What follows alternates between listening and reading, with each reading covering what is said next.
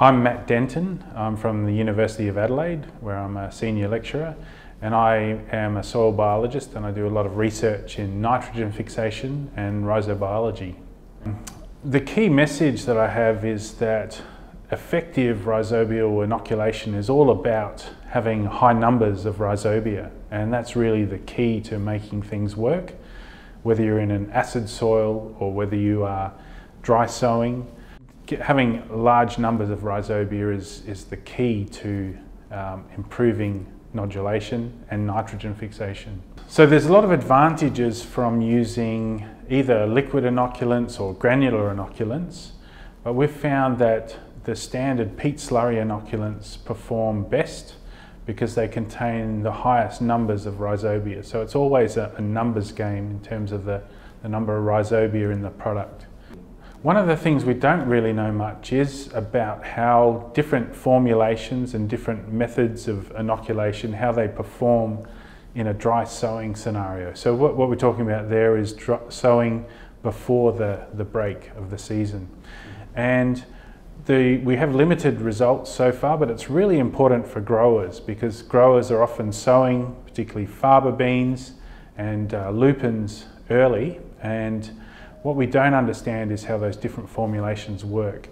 The results so far tell us that peat slurry inoculants and peat granules are the most effective inoculants for dry sowing conditions. Yep. So we plan to invest more effort into understanding dry sowing and the different formulations and how they operate under those circumstances.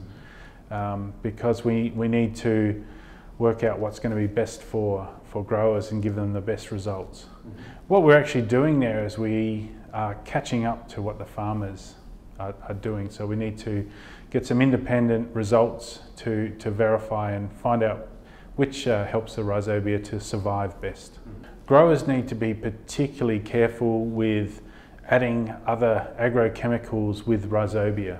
So we've seen where that occurs, there's death of rhizobia and we have ineffective inoculation.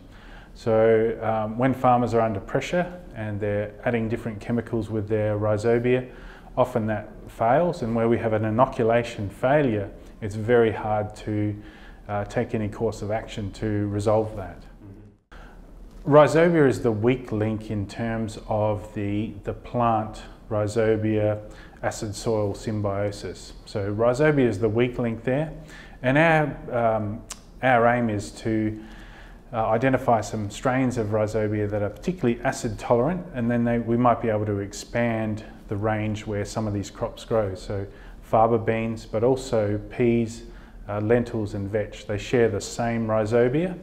So by having an acid tolerant rhizobia, we might be able to expand some of those crops where they currently don't exist, because as I said, the rhizobia is the weakest link in this.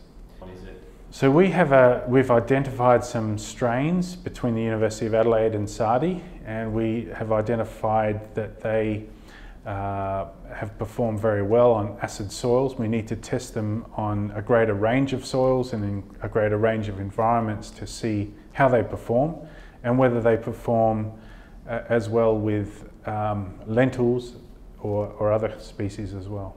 Mm-hmm. Yeah. The most important take-home messages are that rhizobial numbers are key to enhancing nodulation, and that there's different formulations available to growers, but we've found that peat slurry inoculation performs consistently well. The effectiveness of granules and liquid inoculants is very much dependent on the environment and the carrier that's used. Under dry sowing conditions, we've found with some preliminary data that peat slurry inoculants and peat granules are the best inoculants for under dry sowing conditions.